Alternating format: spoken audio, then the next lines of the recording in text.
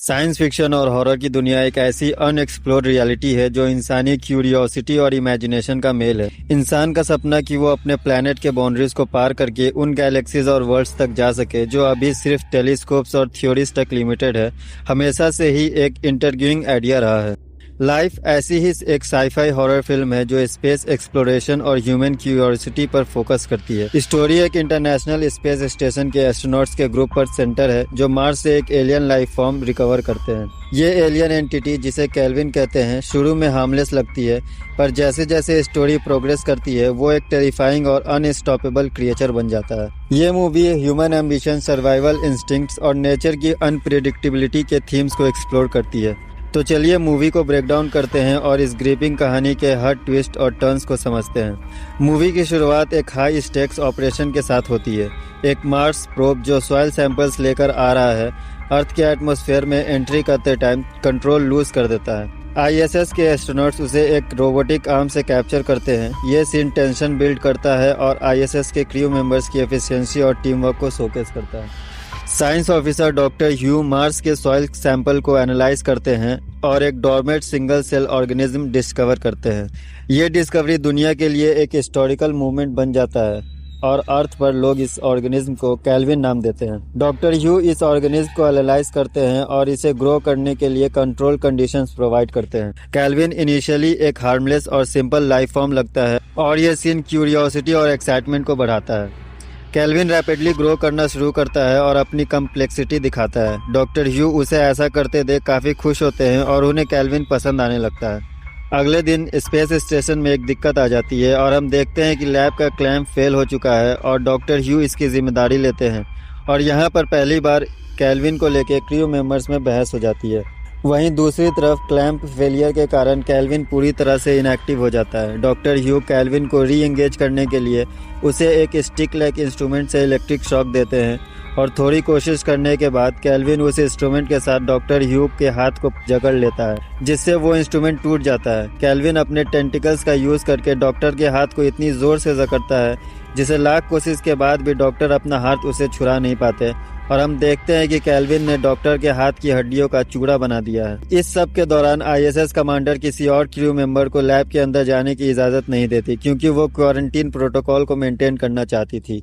हम देखते हैं कि डॉक्टर ह्यू अनकॉन्शियस हो गए हैं और केल्विन ग्लव से निकलने की कोशिश करता है।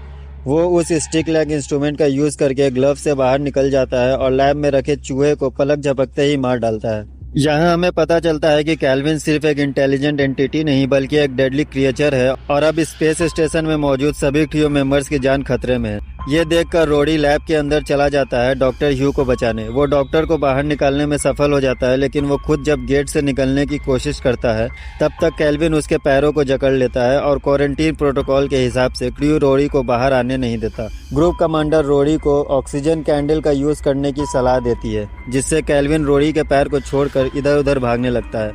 रोडी कमांडर से केल्विन को जान से मारने की परमिशन मांगता है, जिसे कमांडर एग्री करती है। लैब इंजीनियर शो रोडी को इंसिनरेटर का यूज करने की सलाह देता है, जिससे केल्विन को मारा जा सकता है, पर फ्यूल कम होने की वजह से उसे काफी समझदारी से यूज करना पड़ेगा। पर उस पैनिक सिचुएशन में रोडी इस बात को नज़रअंदाज कर देता है और कई अटेम्प्ट्स फेल होने के कारण फ्यूल भी खत्म हो जाता है और केल्विन अपनी इंटेलिजेंस की वजह से अब तक जिंदा है। वो रोडी को पीछे से अटैक करता है और उसके मुंह से होते हुए उसके अंदर घुस जाता है और बहुत ही ब्रूटल तरीके से उसे अंदर ही अंदर खत्म कर देता है और बाहर बेबस क्रू मेंबर्स सिर्फ और सिर्फ ये तमाशा देखने के सिवा और कुछ भी नहीं कर पाते। जब केल्विन रोडी के मुंह से बाहर निकलता है तब हम देखते हैं कि वो और भी ज्यादा बड़ा हो चुका है। क्रू उसे लैब में ही कंटेन करने का प्लान बनाती है और सारे एयरलॉक सिस्टम्स को लॉक करने की कोशिश करती है, पर केल्विन एक एयरलॉक सिस्टम के थ्रू एस्केप करने में सफल हो जाता है। अब वो स्पेस स्टेशन में कहीं भी हो सकता है और किसी को भी अपना शिकार बना सकता है। ग्रुप रोडी की बॉडी को रैप अप करती है और कमांडर अर्थ से कांटेक्ट करती है, पर कम्युनिकेशन फेलियर के कारण उनका अर्थ से कांटेक्ट टूट जाता है। लैब इंजीनियर शो ट्रांसमीटर के जरिए अर्थ से कांटेक्ट करने की कोशिश करते हैं, पर वो भी टूट चुका है, जिसे बाहर से ही ठीक किया जा सकता है। कमांडर ये जिम्मेदारी खुद लेती है क्योंकि रोडी के बाद सिर्फ वही इस काम में माहिर है।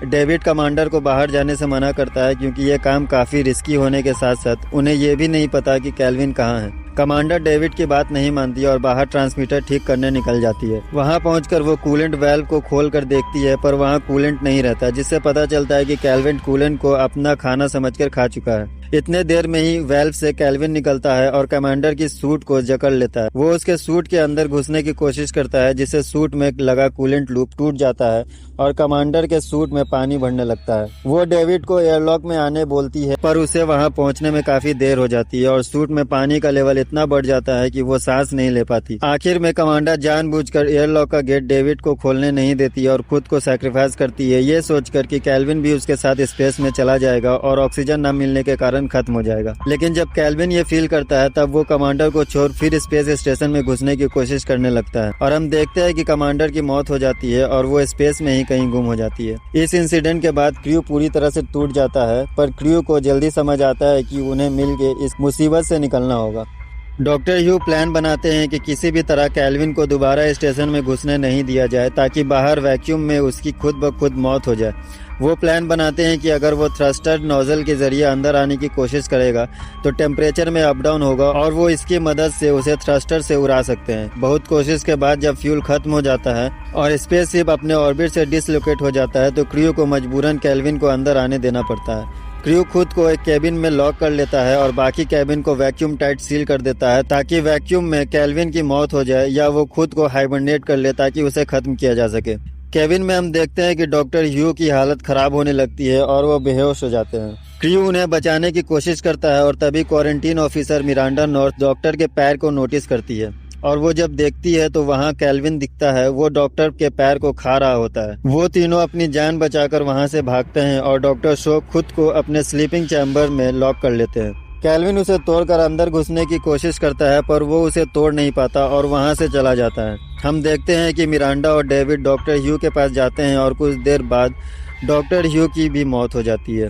कैल्विन ने डॉक्टर ह्यू के पैर में लगे ऑन मार्कर को निगल लिया था, जिससे उसे ट्रैक करना आसान हो जाता है। कैल्विन जब डॉक्टर ह्यू के चैम्बर में जाता है तब मौका देखकर मिरांडा और डेविड उस चैम्बर को सील कर उसे वैकेंट कर देते हैं, ताकि कैल्विन को ऑक्सीजन ना मिल सके और वो खुद खत्म हो जाए। वहीं दूसरी तरफ अर्थ से एक कैप्सूल स्टेशन की तरफ आ रहा होता है। उन्हें लगता है कि धरती से उनके लिए मदद भेजी गई है और वो उसी चैम्बर में डॉक करता है जिसमें कैल्विन को सील किया गया था। जहां हमें पता चलता है कि यह किसी तरह की मदद नहीं है, बल्कि यह फायरवॉल है जो किसी भी अनफेवरेबल या वैसी कंडीशन में भेजी जाती है जिससे पृथ्वी को खतरा हो, ताकि स्पेस स्टेशन को स्पेस में ही पृथ्वी की ऑर्बिट से दूर भेजा जा सके। और यह मिरांडा का प्रोटोकॉल था जिसे कमेटी भी एग्री करता था और इसमें सभी क्रू मेंबर्स का साइन है। डॉक करते समय जो झटका लगा, इसके कारण डॉक्टर शो के स्लीपिंग चैम्बर का ग्लास टूट जाता है। उसे लगता है कि पृथ्वी से उसके लिए मदद आई है और वो उसी चैम्बर की तरफ बढ़ता है, इस बात से अनजान कि कैल्विन भी उसी चैम्बर में बंद है। वो फायरवॉल का सील खोल रहे होते हैं, तभी पीछे से कैल्विन उस पर अटैक कर देते हैं। वहाँ डेविड और मिरांडा भी पहुँचते हैं और तीनों कैल्विन को हराने की कोशिश करते हैं, जिसमें डॉक्टर शो की मौत हो जाती है और मिरांडा और डेविड अपनी जान बचाकर भाग जाते हैं। हम देखते हैं कि ISS पूरी तरह से तबाह हो रहा है और उनके पास बस 30 मिनट बचे हैं। स्टेशन का लाइफ सपोर्ट सिस्टम खराब हो चुका है और टेम्परेचर तेजी से नीचे गिर रहा है, जिससे काफ़ी ज़्यादा ठंड बढ़ जाती है। अब ISS पर सिर्फ डेविड और मिरांडा बचे हैं। डेविड एक डेस्परेट प्लान बनाता है। स्टेशन पर 2 पॉड्स है जो इमरजेंसी सिचुएशन में पृथ्वी पर लैंड करने के लिए प्रोग्राम्ड है, और अगर अंदर से उसे कोई मैन्युअली मैनिपुलेट करे तो उसे डीप स्पेस में भेजा जा सकता है। डेविड कहता है कि वो कैल्विन को ऑक्सीजन कैंडल की मदद से उसे पॉड तक ले जाएगा और वो खुद उसके साथ डीप स्पेस में चला जाएगा, और इसी दौरान मिरांडा दूसरे पॉड का यूज करके पृथ्वी के लिए निकलेगी। अगर सब कुछ सही रहा तो उसकी जान बच सकती है। प्लान के मुताबिक डेविड कैल्विन को पॉड तक लाने में सफल होता है और मिरांडा दूसरे पॉड को लॉन्च करके पृथ्वी की तरफ बढ़ती है। कैल्विन डेविड को उस पॉड को मैनूवर करने से रोकता है और दूसरी तरफ मिरांडा स्ट्रगल करती है अपने पॉड को अर्थ की डायरेक्शन में स्टेबल रखने की। हम देखते हैं कि पॉड अर्थ पर लैंड कर जाता है। एंडिंग का ये सीक्वेंस एक हॉरिफाइंग ट्विस्ट लेकर आता है। डेविड का पॉड, जिसमें कैल्विन है, अर्थ पर क्रैश लैंड करता है, जबकि मिरांडा का पॉड स्पेस के इन्फिनाइट एम्प्टीनेस में चला जाता है। अर्थ के फिशरमैन डेविड के पॉड को ओपन करते हैं और अननोइंगली कैल्विन को रिलीज कर देते हैं। ये रियलाइजेशन कि कैल्विन अब अर्थ पर है, मूवी को एक चिलिंग नोट पर एंड करता है। ये मूवी सिर्फ एलियन का कॉन्सेप्ट एक्सप्लोर नहीं करती बल्कि इंसानी एरोगेंस, सर्वाइवल इंस्टिंक्ट और अननोन फोर्सेस के सामने वल्नरेबिलिटी को भी दिखाती है। कैल्विन का कैरेक्टर एक टेरिफाइंग रिमाइंडर है कि कुछ चीज़ें शायद इंसानी समझ और कंट्रोल से बाहर होती है। तो ये थी मूवी लाइव की डिटेल एक्सप्लेनेशन। वीडियो पसंद आई हो तो एक लाइक और चैनल को सब्सक्राइब करना ना भूले ताकि फ्यूचर में आपको और भी ऐसी वीडियोस की नोटिफिकेशन मिलती रहे और हमें वीडियोस बनाने की मोटिवेशन